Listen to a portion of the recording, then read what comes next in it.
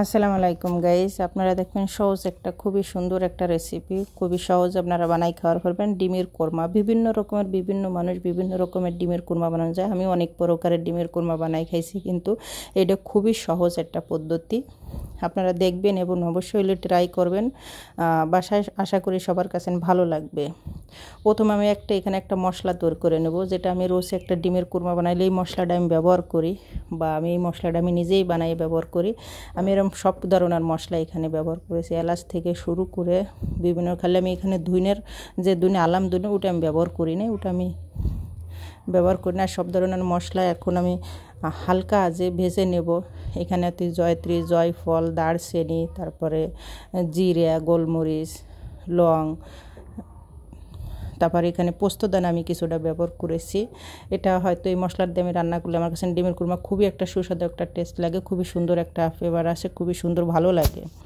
আশা করি আপনাদের কাছে ভালো লাগবে। এখানে আমি মশলাটা খুব সুন্দর করে ভেজে নিতেছি, হালকা আঁচে ভেজে নিয়ে আমি নামাইয়া খুব সুন্দর একটা গরম মশলা আমি গুঁড়ো করে নেব। পরে গুঁড়ো করে আমি সাইডে রেখে নেব। এখন আমি ডিম আর আলু দিয়ে কোরমাটা আমি তৈরি করব। ডিমটা আমি সেদ্ধ করে নিয়েছি, আলুটাও হালকা সেদ্ধ করে নিয়েছি। এখন আমি সুন্দর করে এখন পর্যাপ্ত পরিমাণ তেল দিয়ে গরম করে নিয়ে পরে আমি হালকা মিডিয়াম আছে আমি এখানে পেঁয়াজ কুচি, এখানে আমার লাগবে পেঁয়াজ কুচি। আমি ডিমটা মাখাই আমি সাইডে রেখে দিয়েছি।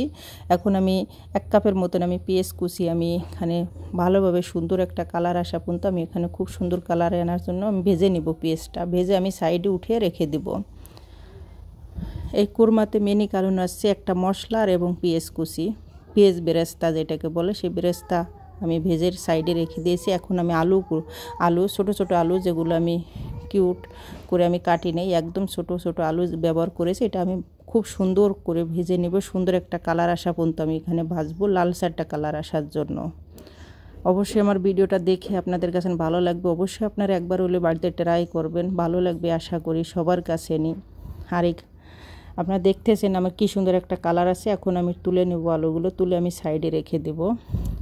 আমি এই তেলেই আমি ডিমগুলো আমি ভেজে নেব। সুন্দর একটা কালার হালকা আছে, খুব সুন্দর একটা কালার আসা পর্যন্ত আমি ভেজে নেব। আশা করি আপনারা এই পথে ভেজে নেবেন। আমার ডিমটাও প্রায় ভাজা শেষ,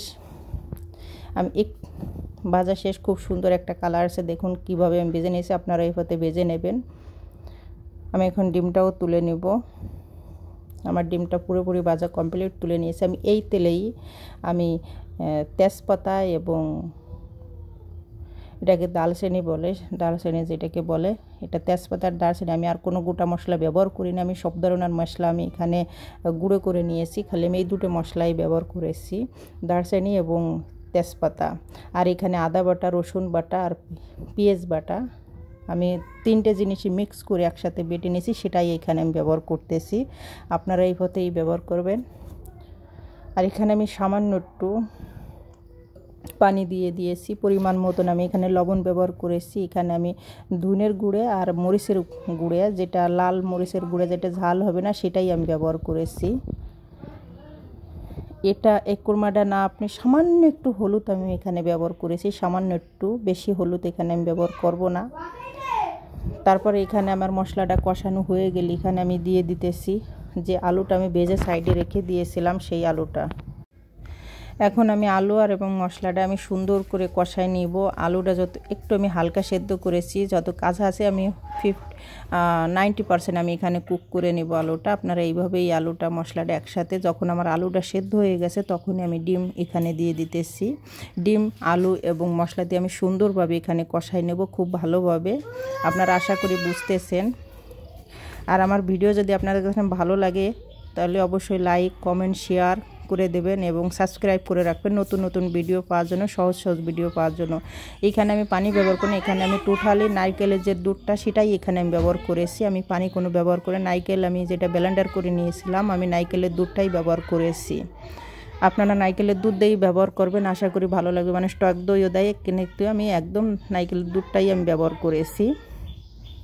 আর খুবই সুন্দর একটা কালার আসছিলো, খুবই সুন্দর, ভালো লাগছে। আমাদের সবার কাছে নিয়ে ভালো লাগছে, আশা করি আপনাদের কাছে ভালো লাগবে। আমি প্রায় এই রেসিপিটা করে থাকি, খুব সুন্দর একটা, খুবই ভালো একটা রেসিপি।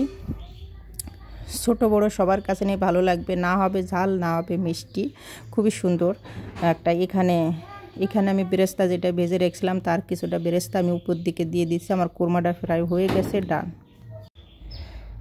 এখন আমি 4-5টা কাঁচামরিচ উপর দিয়ে দিয়েছিলাম, আর 1 চামচের মতন এখানে আমি চিনি ব্যবহার করেছি, খুব সুন্দর একটা মিষ্টি মিষ্টি একটা ভাব আনার জন্য, আর কোনো কিছুই না। নারকেল তো অলরেডি মিষ্টিই থাকে। তারপরে আমি দিয়ে দিয়েছি যে গরম মশলাটা আপনারা দেখেছিলেন যে আমি ভেজে নিয়েছিলাম সাইডে রেখে, সেই গরম মশলার 1 চামচ পাউডার এখানে আমি ব্যবহার করেছি, আর আমি এক্সট্রা কোনো মশলা এখানে ব্যবহার করি নাই। দেখুন আমার কোরমাটা কি সুন্দর একটা কালার আসছে। আশা করি আপনাদের কাছে ভালো লাগবে। যদি ভালো লাগে অবশ্যই আমার চ্যানেলটা সাবস্ক্রাইব করে রাখবেন নতুন নতুন ভিডিও পাওয়ার জন্য এবং সহজ ভিডিও পাওয়ার জন্য। এই হচ্ছে আমার কোরমার রেসিপি এবং খুবই একটা সুন্দর। আপনারা সবাই ভালো থাকবেন, সুস্থ থাকবেন, সবার জন্য দোয়া রইল। আল্লাহ হাফেজ।